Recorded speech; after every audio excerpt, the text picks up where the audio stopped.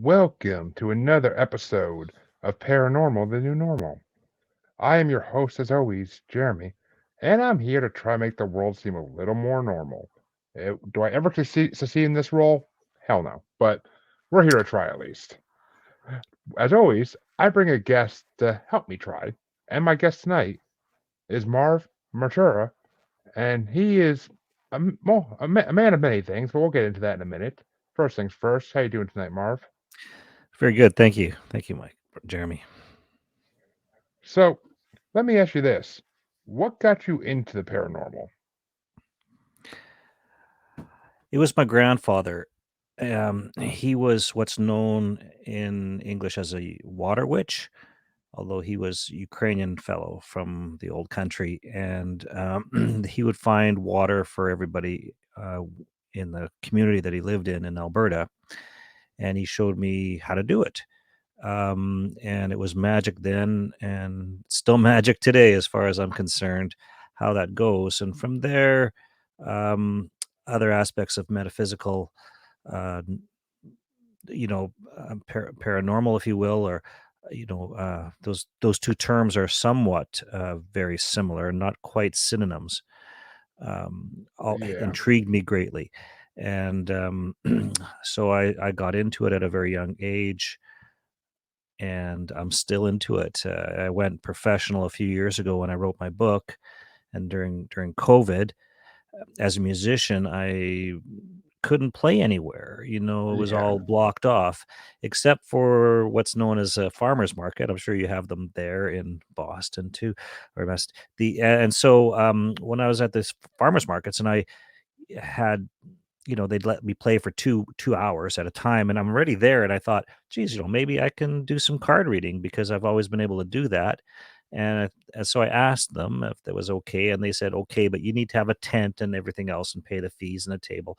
So I kind of sat on that for a while, but then I come fall, when they moved indoors, I started doing it, and then I started doing more research on the tarot, and the book came out of that, and now I'm into my third year as being a professional psychic, practicing professional card reader, if you will, and other psychic services. I can still find water if anybody needs to drill a well too. So, Interesting. mhm. I never had someone with that ability on, and that's just. I mean, I assume 100 years ago, the person who could do that was the most popular person for anybody. That's right. That's right. My grandfather was really good. He could find water. He could tell you if it was good water, salty water, brackish water, how deep it was. Yeah. Interesting. Interesting. I I On my never. uncle's I farm, mean, for example, he found water. He said this is an artesian well, very good water. And sure enough, they poked the hole down there, and the water came gushing out like a artesian well, just like he predicted, within inches of where he said it would be. He, interesting. I'm trying to think. I'm like, to be able to do that, you have to have a connection of some kind to like the water plane almost like yeah, the what. you're like the way he described it to me. Like he just it's listening to the vibrations of the water that's underneath you, and it speaks to you in that metaphysical way. And essentially, like even card reading is a metaphysical vibration beyond the physical, if you Yeah. will. So where it's a definite part of the universe that some of us are attuned into.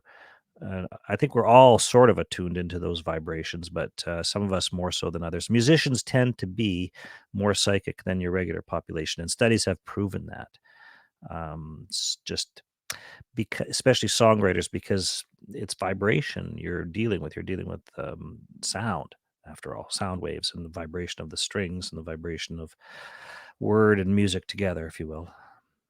Makes sense. I mean, it makes sense because they say that the world around us is just different dimensions, and we just have to be able to like kind of tap into those dimensions to get the feelings that you're describing. So Yep. makes sense. Thank you. But so let's talk about the book you wrote. Because so what is the book official book title? Because I don't want to mess it up if I do Okay, it. so the book is called the Five Card Pentagram Tarot, because it deals with what's called the five card layout. And the 5 card layout draws 1 card from each part of the deck. So it gives you a comprehensive view of your life. The deck is divided into 5 parts, or the pentagram shape, the human shape, if you will, the human shape of the metaphysical world. So there's a spirit card, there's a health card, there's a money card, there's a emotion card, and a mind card from the different parts of the deck. And when you lay that out, the reader can, like myself, will be able to read a comprehensive view of you as a querent and tell you a lot about what those vibrations are for you at this particular moment and leading into the near future. So I found a lot of tarot books when I was doing my research tended to be very vague and obscure and maybe not too useful. And there's other ones that are very simple and again not too useful. So I saw a need for a book that was simple but enough to have some meat on the bones. So I had to narrow down my focus to that particular spread. And so although you can use it for other things, that spread is what the book is about, and it's a very useful layout as well, I believe. So people can, pull their cards, do the metaphysical things that I talk about before you draw the cards, lay them out, and then take the book and you'll read an essay about every card that you drew. It's not as good as having a real reading with a psychic, because a psychic will see visions and mystical vibrations between the cards, which my book cannot enter. But it does give a starting point, and I think it shows what the tarot does. The tarot is never there to hurt you. It's there to enlighten the human condition that we all have. The more research I do on the tarot, I realize that it is a book of ancient mystery hidden in plain sight, if you will, from those people who burn books. So it's survived the centuries, the millenniums, perhaps even beyond the Egyptians. It's possible, from the Hermetic philosophy. And it's lately I've been studying the Jewish Kabbalah, and I see that the Kabbalah and the tarot are very much connected to each other in a lot of ways. 22 letters, 22 cards, and the trumps are the major arcana of the deck. Most of the number things are exact. The scientific or the astrological parts are all the same. But instead of having this book burnt, it was transmitted to the gypsies primarily in our own time, and it's to this day it's a coded book of 72 pages that tells what it means to be human in a very comprehensive way, and not in the traditional way of what we think of being human. It's more the Yeah, I mean, hermetic way, the old way, the belief of the spirit being. We're not humans having a spiritual experience. We're spirits having a human experience, if you will. S- exactly. I like that. yeah, I like that a lot. I mean, and it's there to and it teach kind you, of, help you through. Yeah, yeah. I mean, it kind of flows with my beliefs as well, and I dig it. I mean, my co-host on my music show has actually been on this show before, and he's a novice tarot card reader. He's from yeah, circus folk, so he's been doing it for years. But yeah, so he's and I've had a few others on here as well. And tarot always fascinates me because it's one of those abilities I don't have, but I always yeah, want to have because like uh, to feel those vibrations, basically. But yeah. It's good to have. I wouldn't recommend it for everybody, again, to get fully involved in it, because you're walking in dangerous paths when you're engaging in, like, at a certain level past just wading your toes in the water, and you have to be ready for that, because the other side is not all good, put it that way. uh, all right, well, and the now you forces intrigue me. Now you the intrigue me. forces on the other side are you're touching them. You're very much exposing yourself to them, and you have to be pretty strong to avoid the temptations, I guess, that are there, in that mystical realm or the astral realm. Because Hmm. your destruction is, I mean, even just living a human life is dangerous enough. There's no doubt about that, because like every action has meaning and purpose, and we like to not think about that, but it is. But whereas a psychic is more closely aligned to that deeper meaning and purpose that's behind the scenes, if you will, operating in the astral plane as we exist on this particular plane.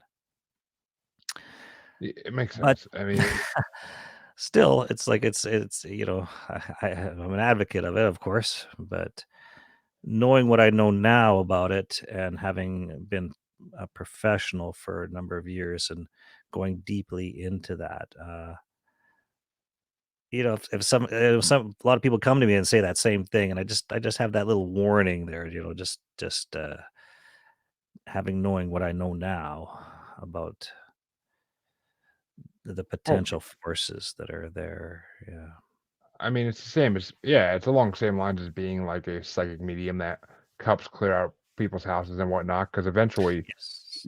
you could hit a very bad something very bad in one of those houses, and it could easily Yeah. corrupt you. Yeah.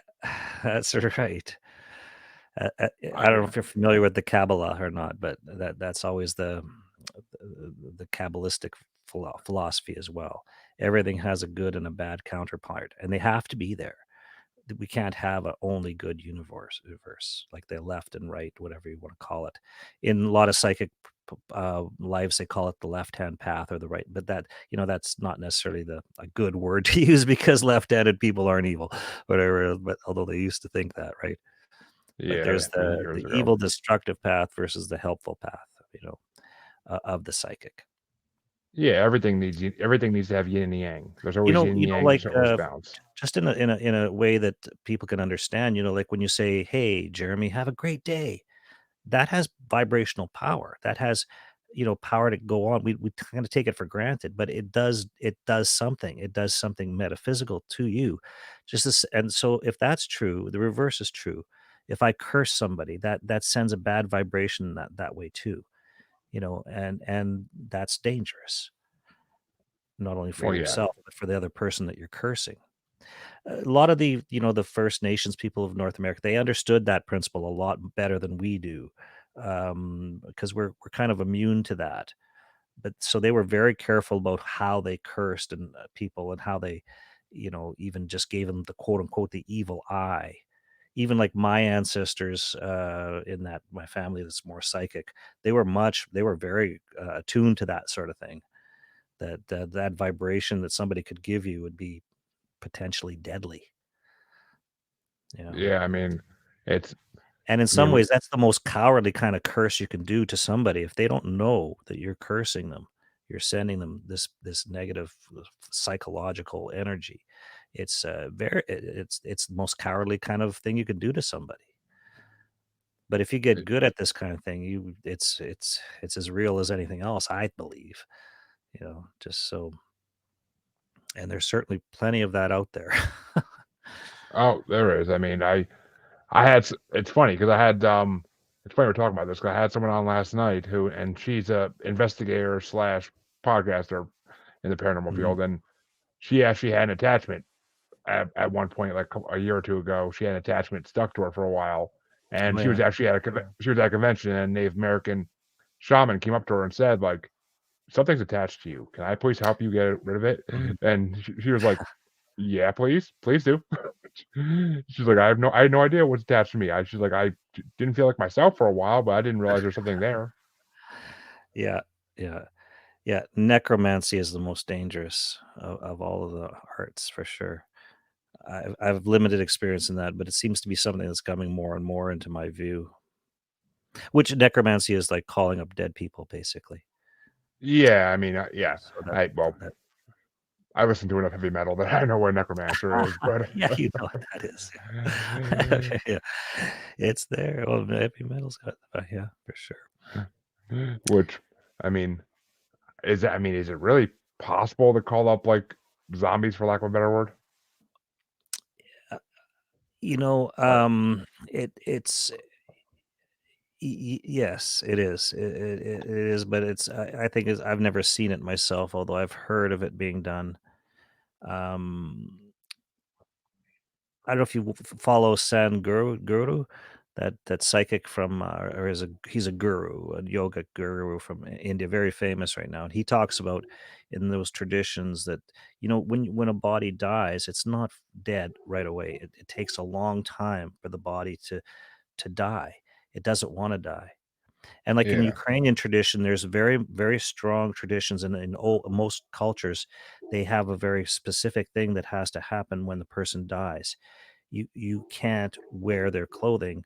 You can't for a certain period of days. You should not disturb their room, their bed for at least 40 days. You need to give them time to exit onto the astral plane without holding them back. When people like keep a room that a child died and the room is exactly as it was when they died 16 years ago or whatever it might be, that's bad too. In most folk traditions there's so anyway he goes on to talk about some people who are able to like a recently killed bird can be brought back to life. If you read the Gospels of Jesus, he does Well, that several yeah. times as well, and whether we buy that or not, it's in there. It's definitely it's something that has been in traditional, and what that, from my understanding of what that is wake up. You're only sleeping. There's a way to do it. I don't know how exactly, but there's traditions too in India when they put the body on the fire too soon that the body actually wakes up and will walk for a period of time until it's done. That's what Interesting. Sadhguru talks about. Mm. Yeah, I mean, and it makes sense. It really does. Because I mean, yeah, I'm I'm one- I'm one of those people who fully believes that like we're just basically reincarnated spirits. Everybody, like when you pass on, your spirit goes up to basically a waiting room, waiting to come back down again. yeah, And yeah, yeah. I mean, there may be You're, another dimension beyond that where they go if they achieve some goal or something they had to achieve, but who knows? I can't speak to that. yeah, that's essentially. In a lot of traditions, that's the way when your body is just your body. You're a spiritual being, and as physics tell us, you can't create or destroy energy. So, which suggests that the energy that makes up you is eternal. It's been around for a long time. It has manifested itself in very many ways. A rock has energy inside of it too. Everything has mystical vibrations that are there. That's why when people like to wear certain gemstones. It's not an accident why they do that. And certain metals have good vibrations, bad vibrations in that regard to everything that we see. Nicholas Tesla, he says, like, the universe, if you want to understand the universe, it's frequency, vibration, and basically amplitude or energy, right? Which is music, because music is um, Yeah, tone, um, amplitude, dynamics, and vibration. It's or what I mean by tone, I meant like frequency, like the notes. yeah. And there's certain beliefs that they think that the universe was sung into existence. Hmm. That's a certain belief in certain people. But anyway,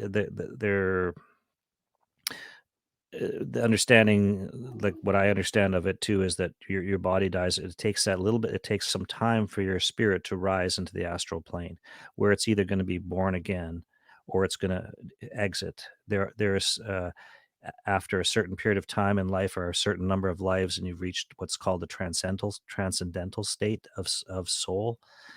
You're your last time on this planet. You're not coming back here. It's and yeah, I've met very few people who fall into that category, but there are some that do. And like myself, I've kind of always known that since a child, that this was my last time here. I was aware of mortality way earlier than most people become of that. But again, nothing is certain. Everything is a mystery. We can't figure it all out. But there is truth, and there are some cases like where people who do not deserve to be recycled or born again, it's a their energy gets absorbed into the astral plane, and it's not a happy time. It's a slow process where you get basically reabsorbed bit by bit, and Hmm. it it does happen. You Well, know, unfortunately, it does because but that's there are certain energies that just don't they need to be destroyed, and it happens. It's not makes it's sense though. I mean, I would hope Hitler's spirit is in another body right now. Like, no, it would be bit by bit destroyed. Yeah, in a I very mean, very off terrible kind of way. What we'd think of as kind of like a hell. I mean, even the idea of purgatory was a sense of going into the astral plane after death, and having different experiences in the astral plane. They had nailed it down to the seven sins, right? Seven levels of purgatory, yeah. and you'd have to spend a certain number of that in those years before your soul could be reborn or go on to transcendental um, heaven, if you will. But that we don't know. Again, not too many people can have journeyed that way and returned. There are those that have though. I mean, I've had a few NDE experiencers Yeah, on this show, yeah, and but they all tell different stories, which makes me yes. think makes me think that like you see what you think you're gonna see. Yeah, that's true. Yeah. Well, it's you see what we're supposed to see. It's very much like we don't see the world the way the world is. We see the world the way we are. If you're in love and it's raining, it's beautiful. If you're bad and feeling bad, it's raining, it's ugly. To the same thing, but we respond to the world the way we are. And I think in the other world, it's similar in that same way that we're basically what you just said. You see what's inside you, the way you are. Um, Yeah, which I yeah, mean, and again, there's the people. If you buy this kind of stuff, it's like again, every act as if everything matters because it does. Everything matters. Yeah, everything. eh, Nothing's. It's not just a random throw of the dice and all of a sudden we've got the earth, sun, and the moon mixed up like that. Like you think, well, what are the odds that when the moon goes in front of the sun and the earth, the disk of the moon covers the disk of the sun exactly. It's not even out by a 0.0000001. It's exact. Now, how could swirling clouds of randomness throw that into the universe and it just works out exactly like that? Like you got to think of the odds of that happening are pretty small unless it's intentional. I mean, I mean, it's, yeah, which either the moon was created for that purpose or mm-hmm. designed for that purpose. If you want to look at it through intelligent Intelligent design, design theory. Yeah, whether it be a god or it be a extraterrestrial or yeah, race, like who knows? But yeah. Well, I'm and a, I'm a, I'm a the big group. fan of the hollow moon. I'm a big fan of the hollow moon Haha, theory. yeah. So Well, there is theory of that. That there was not always a moon. Certain yeah, culture traditions say the time before the moon. That is for sure. Yeah, interesting. I actually didn't hear that before, but that's yeah, interesting. that's true. Yeah. Whether that's again very and again like in tarot philosophy or hermetic philosophy, kabbalistic, it's there is no what we know as the material world is just a reflection of the psychic world, and that's how I approach the tarot too, and life itself. It's it's there's it's all like uh a movie, if you will. Have you ever read like Plato nailed it down too? He says it's like watching a movie on the wall. It's not everything that we see, everything that we do, everything that we are is is primarily psychic energy from the one. And if that's the case, like as again in the Gospels, Jesus says, if your faith is strong enough, you tell that mountain to move from here to there, you'll do it. And if that's the logical extension of that belief that everything is energy. Everything is a vibration. Everything is. It's not. It's not solid. Nothing is solid in the universe. Everything existing on a plane. Even Stephen Hawking's at the end of his life was getting close to that. He was trying to figure that out. Physics with the string theories. How is it possible that we could have, like, 300 universes at the same time and in the same place, or possibly even more. And that's how he Yeah. figured it out too, that he thought that there is no physical reality that we can, other than the universe, and the universe is a Mm. reflection of some other creation or some energy that has just poof into existence. There was no Big Bang, and that's been proven now by the new space the telescope. Everybody's trying to cover that up, but they can't find an end to the universe like they thought there would be. Well, I mean, There's doesn't the universe keep expanding continuously? Isn't that? That's what they believe, but it's not that it keeps expanding. It's just that it's infinite. It's there's no end. There's no edge. Hmm. At least we can't find it anymore. That was a theory. The Big Bang theory was that it was the singularity and it just banged into existence and slowly over time becomes what we know as ourselves and the universe itself, right? But the new telescope is proving that that is not that theory doesn't really hold up with this new telescope. Well, I mean, as we So develop more technology, we will eventually prove everything we believe wrong. That's just the way it yeah, goes. yeah. No, it's really we live in interesting times. We really do. We're closing in on some really heightened awarenesses of our existence and our origins. Um, Well, let me ask you this, because I've heard this from a lot of people, and I always like to bring it up to people who are in the spiritual realm. What do you? Because everybody says that spiritual awakening happened in the last 10 years. Some people say it was like 5, 6 years ago now. Some people say it was 2012. What do you mhm. think?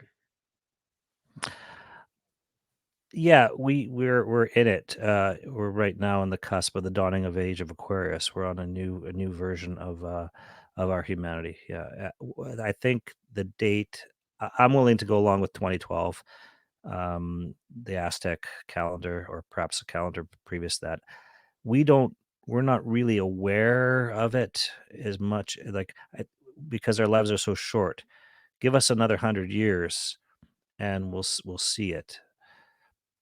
We're living in the transition times, which are very Interesting. which are traumatic. That's part of the reason why the 20th century was so damn bloody. I don't think the world has ever seen anything quite like that. The number of deaths, the war, the destruction, and we're not through it yet, because at the end of you're familiar with the precession of the equinoxes and the ages of man that are coming Yeah. on. Yeah. So um I always use this analogy, like in 2,000 years ago, when the age of the bull, Taurus, was ending and the age of Pisces was beginning. That's when, again, go back to Jesus, was walking the earth. People didn't know that a new force was entering the world at that time, who were living at that time. Just like we don't there could be a new prophet out there who's got a new way of looking at life, a new way of thinking, a new way of approaching the world, if you will. That'll be that who will be an embodiment, real or not, of the new age, and Hmm. we'll see it come out. Just like, say, that happened was 300 years after his life, that if there was life like that, but where these ideas manifested themselves in government and in life in general. And it's ideas that trans you know shape our world, if you will, Yeah, of primarily. course. Yeah, yeah. Yeah, I mean, So I I think we're definitely in a stage of enlightenment. Definitely, it's at a transition stage, in my opinion, and we have to go through more suffering and pain before it's probably going to take a major environmental disaster, uh, that's going to really just jumpstart that period of time, just like the Younger Dryas period 12,000 years ago, which probably wiped out the civilization that perhaps built the pyramids. And there's lots of belief in that that there could be, and why not? Like if we've been wiped out before, why can't we be wiped out again? And then a new age beginning in a very cataclysmic way, whether it's disease or whether it's fire or whether it's famine, something where our humanity is at a turning point. We're living in Yeah, which a, now that you said that though, I gotta ask, yeah. who do you think built the pyramids? They were built by a civilization that existed prior to the Younger Dryas, and it was probably the Atlanteans. That is the best guess for me. Yeah, Hmm. Which it's funny because that's actually been a hot topic on this show lately. Because I had two yeah, people who wrote books about one about finding Atlantis because he believes he found it where oh it yeah, was at least, yeah, and one about and the other book was about the hidden history of humanity, and of course the Atlanteans and Sumerians and all that are put into it. So yeah, and the other one I can't think of that's a hidden civilization, but the Lemurians, that's it, the Lemurians, yeah. yeah. But I mean, to be able to travel back in time like that's It would be uh, pretty interesting. it'd be interesting to go past what we know and see what was before what we know. It'd be great. Well, Graham Hancock calls us a species with amnesia. Are you familiar with Graham Hancock? Of course, the Fingerprints of the God, and his most recent. He again talks about in his first few books was about astronauts, or not, aliens who built these things. But he's changed his way of thinking now, and he thinks it just was a highly advanced civilization that had a technology that we're just getting close to now. They had a way to manipulate vibrations to build these things that we can't even to do today. And it was in tune with the vibrations of the universe. They were much more psychic than we were. The shamanism of North America is a remnant of that civilization and their religion. Why they built these things the way they did. It's not based on Christian or Judaic beliefs. It's based on a different philosophy. Interestingly enough, like in some of those traditions, they say that how did they build them? They say, well, they played a flute and the levitated stones that way. And we're now at the point now where we're kind of learning about vibrations and that vibrations can in fact levitate stones. There is a way to do it that they've come with magnetic thing, and with the Edgar Cayce saying that the Earth would stop. The magnetic vibration of the metals inside the earth, and that's actually happening right now as we speak. And the magnetic poles have shifted a couple times, and that's a major shift. Like, we are very much parts of this world that we live in and see the moon and the stars and all these things. We've been disconnected from it. A big shift like that's happening right now is really playing with a lot of our human. I think that's why we're so confused right now, more than any other time that we know of in history, where there's so much discord. Because what's happening inside the earth with those vibrations and the magnetic fields, very much like what my grandfather could find with water, he's attuned to that. And I'm not, I don't spend a lot of time doing that. I guess I could if I wanted.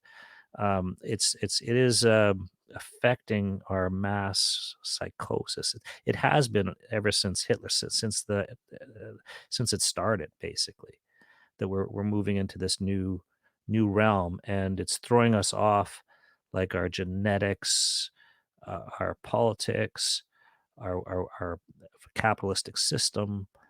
All of a sudden, there's a new awareness awakening in us that's attuned to something that's happening to our Earth. If you Exactly. We're not the exactly. we're not, I mean, yeah, we tend to think that we're just we're distant from the planet. We're not. We are the planet. that's been the problem for a long time though. Is people have once people got out of that, they thought that they started getting too materialistic. They started Yeah. getting too worrying about Mhm. what other humans are doing when they need to focus on themselves and inward, and that's Yes. when they can connect to the earth. But Yeah. which I mean, I'm a victim of it. I mean, not a victim. I'm a participant in it too. I mean, I didn't. Oh, me too. Yeah. I mean, it's just one of those things where it's hard nowadays because you have video games, you have TV, you have internet, you Yeah. have all these podcasts. Please listen to my podcast. All these things distract you Oh, yeah. away from focusing on yourself, and it's just yeah, it's not easy to get back to it. That's for sure. I've been trying, Yeah. but Yeah. But you're a brave man for doing that. That's good. well, because I've been told by a lot of memes and psychics that because whenever I interview someone who's in the spiritual realm, I get like a fuzzy feeling in the middle of my head, and I can't get rid of it until like listen like an hour after the interview's over. Yeah. And I've asked psychics and memes on here about it before, and they all said you need to meditate. There's something in your head that's trying to unlock. You need to unlock it. Yeah. And I I'm can see like, that in you. I have a hard time meditating though. Like that's the problem is I have a hard time slowing down enough to sit there and meditate. Like I can't just Hmm. and it's not my nature. Like if I'm sitting there, I'm doing something. Like, I'm not just gonna be sitting here staring at the wall per se. But But you're a seeker, though. That's why you've created this show. And that's it's gonna keep those that vibration is gonna keep knocking on your head for sure. mm, I can see that. yeah, it, yeah. Sorry. No. It makes sense. It does. 'Cause I mean, I've been having it again this whole show, and it's the first show I've had that happen in a long time now. And I thought I Hmm. went away for a while, but I'm like, all right, it's back. But it's strange. Yeah. It's such a strange feeling that I never could have imagined. But Well, good. Yeah. yeah, I'm not sure how. I don't know. I've been trying to look locally for someone to help me like kind of har- harvest it almost like and see like Oh someone yeah. like a mentor almost in a way, but Hmm. someone I can actually like meet in person. It's just I don't know. I'm old fashioned like that. Doing stuff Oh yeah, you remote. can't beat missing. Yeah. Although, like, you can read cards online and do this. Like right now, I can like distances don't matter at all in metaphysics. They're not what we think of them in our regular plane.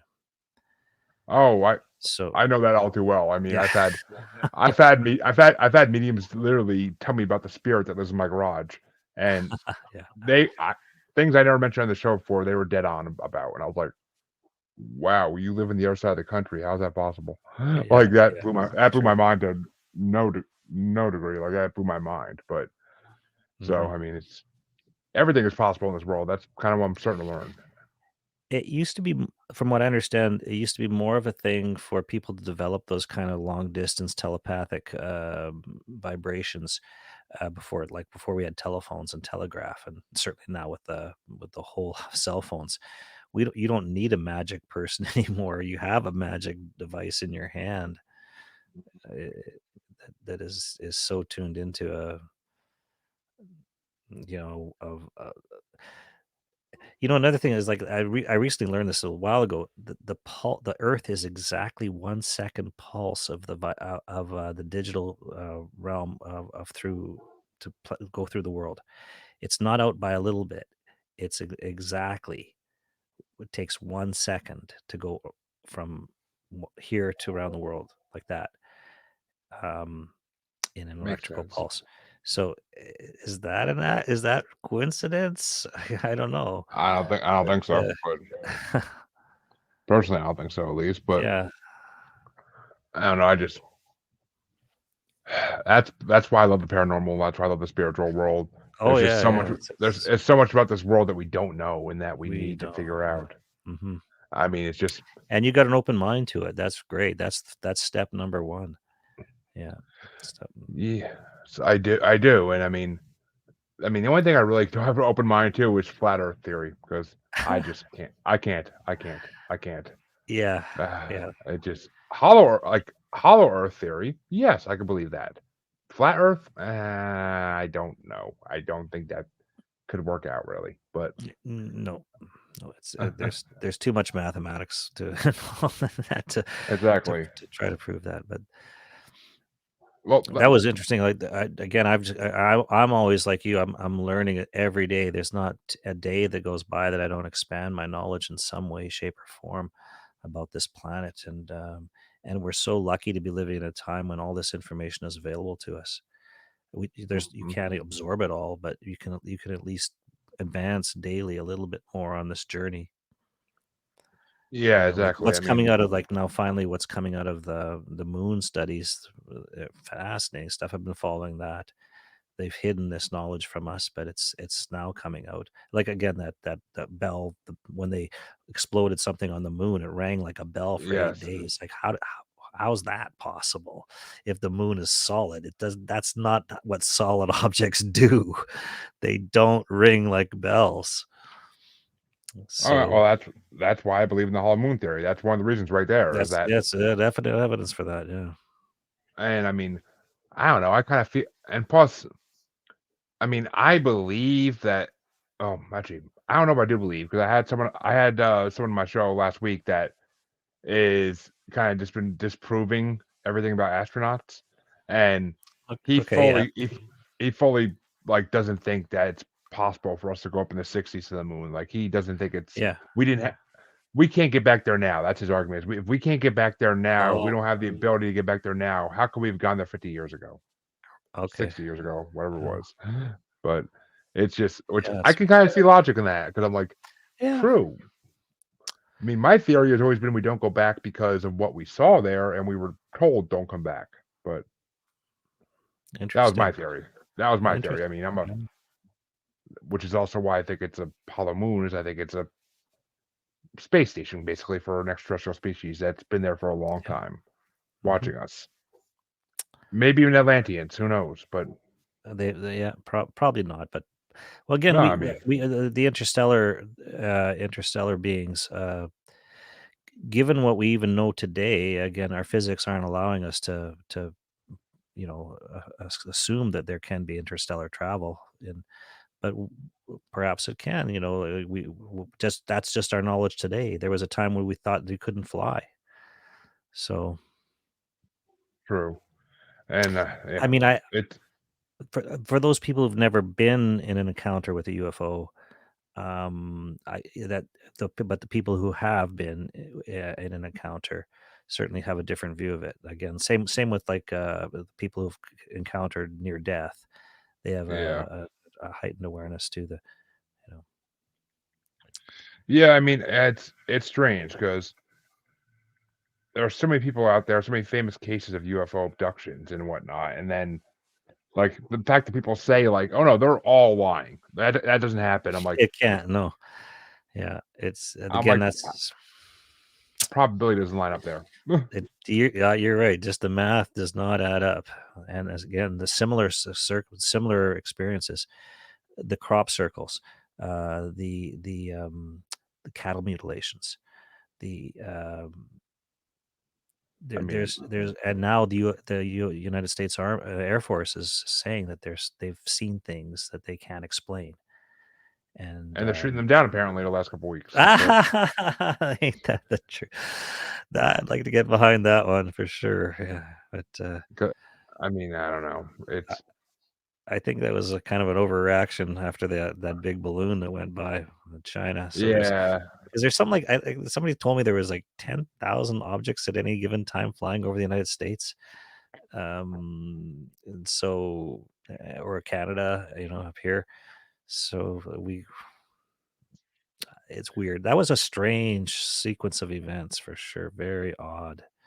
Not sure what it all pretends, but that I mean, was some people have theorized that they're testing us, that they're seeing what's going to happen because mm, 2024 there's supposed to be an alien invasion and the government knows it's coming. hmm. They're trying to test us to see how we're going to react. Oh, That's interesting. why they told us about UFOs during COVID was because of that. But Oh, I oh, don't know how interesting. far I don't know how far I buy into that one, but I mean, they're already here in my mind. Oh, they've been here Extraterrestrials for have a been here. long time. Yeah, yeah. Yeah, they've been here since we were crawling out of the caves, basically, and they may help us crawl out of the caves even a little bit. Who knows? But it's That's right. There's possible. every culture has that belief of the teachers from the sky people, or who gods, as they called them. or But gods. Yeah, that's what they called them, yeah, gods. I And mean, Aztecs, Egyptians, Greeks, Chinese, everybody, like everybody has their old yep, school gods. that's right. That's right. And they all came from the sky, and the odd person was taken up and Hmm. dropped down and told various things about life. The If you read the Bible a certain way, it reads like an alien abduction story. It's it's especially the Old Testament.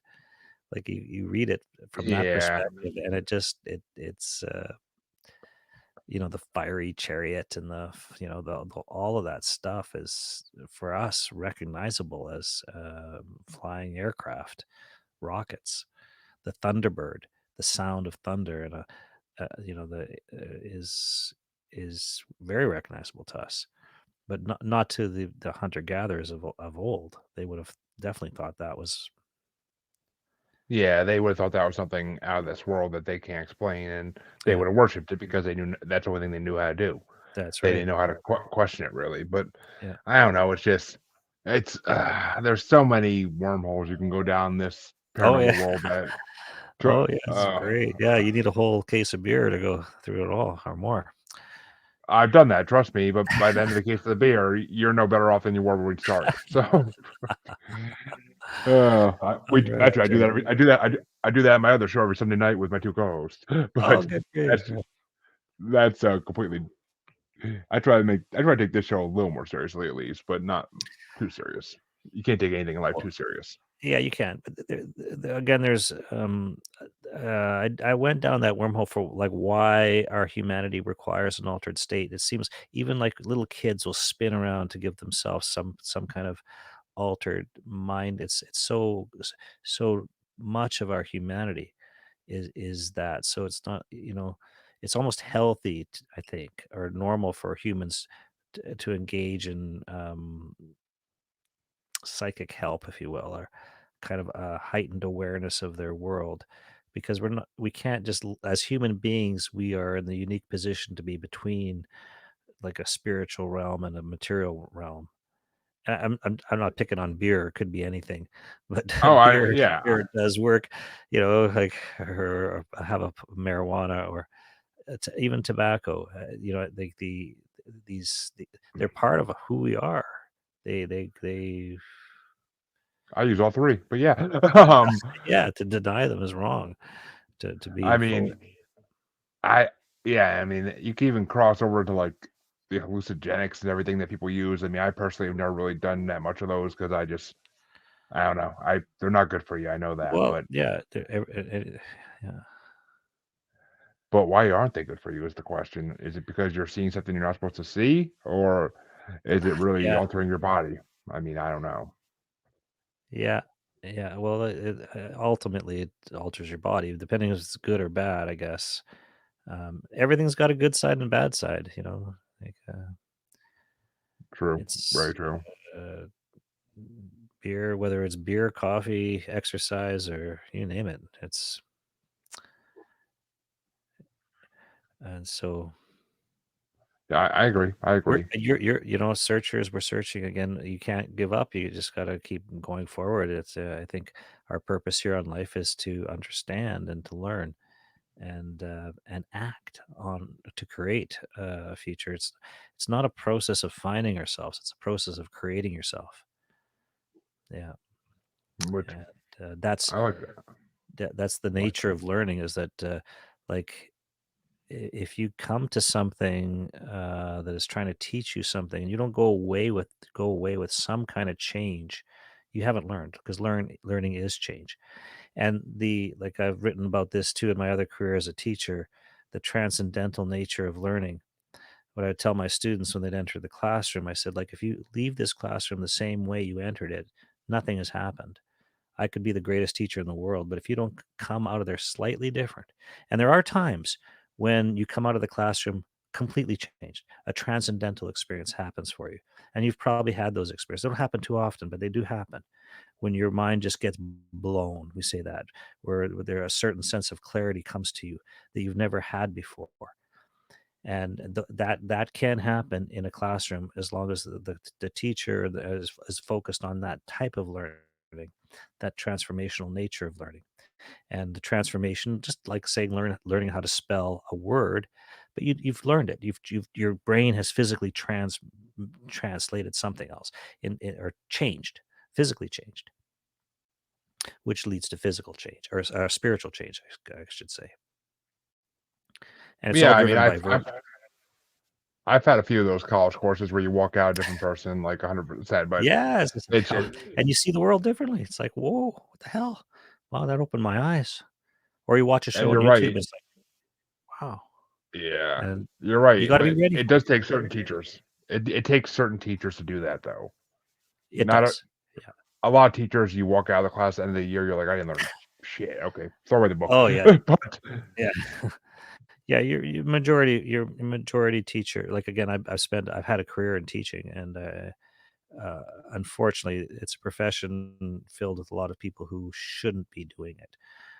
They get into it for the wrong reason because their parents pushed them to do something in university, and they weren't drawn to teaching for that transformational nature of being an active ingredient in children's lives or adult. I've done mostly adult teaching, but I've done children's teaching too. Um, and they don't like going to class. Like they I find that so unbelievable because like that's where it's happening. That's what why would you go into teaching if you don't like? Anyway, that's another subject for another day. But it's funny it because is. that's a career I almost went into too. I picked the wrong major for it, and Oh, I couldn't get through the oh, I couldn't get I already had 2 associates. I had one of oh those yeah. teachers who in a zoology class, and she straight up said to me, "You should be a teacher." After, like, having to do, like, a couple presentations Mm. in class, she's like, "You should be a teacher," which Huh, that changed my perception of my life after that class, right. Yeah. and Hmm. so then my goal become a teacher, but I just I wanted to be a biology teacher, and I couldn't handle all the chemistry and biology. I should have just went for Oh yeah. history or English or something, and I probably would have been a Hmm. teacher right now, but I just couldn't handle all the Yeah. freaking labs, but Oh yeah. I mean, it's just Yeah. it is what it is. But it's funny you bring it That up. that Yeah, that's for sure. They bring that about those. You were probably like again, having taught biology recently. I see how again. I've never been a biology teacher. I just got thrown into it for a couple of years here at the local college, and the curriculum is so prescriptive. Like they go into a lab and you're not allowed to do anything experimental. Like, what the hell is that?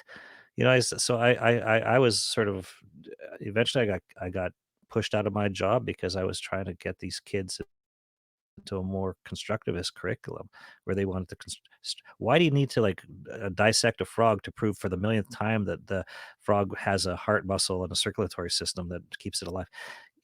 That's not, and that's kind of the way that's been going for years and years. How it's very prescriptive, label the parts of the heart, not to actually think about the heart. Like think, anyway, there's another topic for another day. But Oh, I mean, it's strange. It is because I mean, and it's so much memorization. It's ridiculous. Like I memor. hated biology, and yeah, that's right. I didn't like it in high school. I thought I mean, biology is this.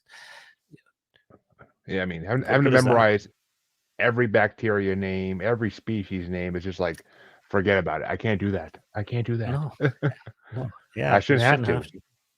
Shouldn't have Especially to. in this day and age especially in this day and age when you can Google everything in 5 seconds. Like, Exactly. Yeah, exactly. I And mean, I I think get what it we're in gonna like see the too, like '60s, now with, Chat but GTP, we're gonna move away from the, my career has mostly been teaching English, and a lot of English teacher colleagues are very nervous about this chat, and artificial intelligence. But, if you think about it, yeah. it's not much different than when calculators entered math had to change to become more creative kind of way of thinking about numbers rather than just like mechanically putting them together. So the idea of Microsoft Word has been pushing this, but it's going to be majorly high.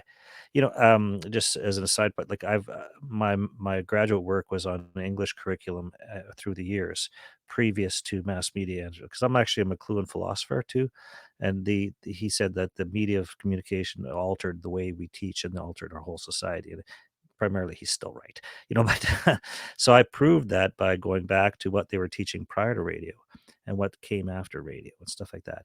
And the curriculum changed completely. The ballpoint pen changed our way of thinking too, and the way we teach, because prior to that, it was much more of a human way. Yeah, like just one example, I remember reading an article from the NTCE, which is the National Teachers Council in the United States, of your country there, from I think it was 1912 or 13, somewhere in there. And this radical guy was saying, I think we should have we should have at least one written exam for every 4 oral exams. And that was radical. Like I thought, and now it's like completely different. It's all written. Yeah, They've it's all lost written. and now I think we're gonna have to go back to the old way, where it was about the human, your verbal skills, your human skills to communicate in an oral way. It has to come back, because now we've got this chat GDP, which can basically write me an essay on Shakespeare's play Macbeth and the role of the 3 witches, and boom, it's there. Yeah, Versus which I mean, versus having to read the play and actually like think about it for a long time. And that's right, yeah, yeah, and come. which I mean, I miss English class, but it was always one of my favorite subjects. I really should have been an English teacher, history teacher. It just blows my mind. I didn't think of it. If I can go back in time, that's one of the first places I'm stopping by, is to slap myself around Yeah, like 15 years ago. But right. yeah, it's funny. We were using Chat GTP on our other podcast this past Sunday. My co-host wasn't feeling well, so he put in some conspiracy theories in there and like asked Chat GTP if they think it's possible. And some of the answers we got were kind of creepy. Really? Basically, we were asking about like if machines are going to overtake and technology is going to overtake humans one day, and it sounded very much like AI trying to convince a human that it's not going to happen, but meanwhile its fingers are crossed behind its back. Like that's what it sounded like. That's interesting. So Very interesting. it's I mean, the whole I haven't tried playing around with it yet, but I mean, maybe one day Yeah, me I'll have to play neither. I around with it haven't. a little bit. Hmm. I don't know. Yeah, it's a new technology. It's definitely going to have an impact. I'm not sure how it's Well, going to unfold, but yeah, I mean, 3D printing changed the world too, the same way. I mean, that's right. Yeah, now yeah. anybody can go and make their own products instead of having to. Hmm. So many businesses shut down because people are just making their own stuff now, or finding ways to make their own stuff. It's just ridiculous, but it really is. I don't know. I think we're in the. I think that the world's on its way to As changing. It's just has to go through all this first to get to that point. looks like I'm being shut down here. Oh, there I'm back. Yeah, I could see you. Yeah, there you go. Now I can The see you talking. the powers that be were getting too close to the truth. They decided to shut us down. Well, it is about that time, regardless. So tell the people one more time where they Okay, can well, find your book or your services if they want your okay. services.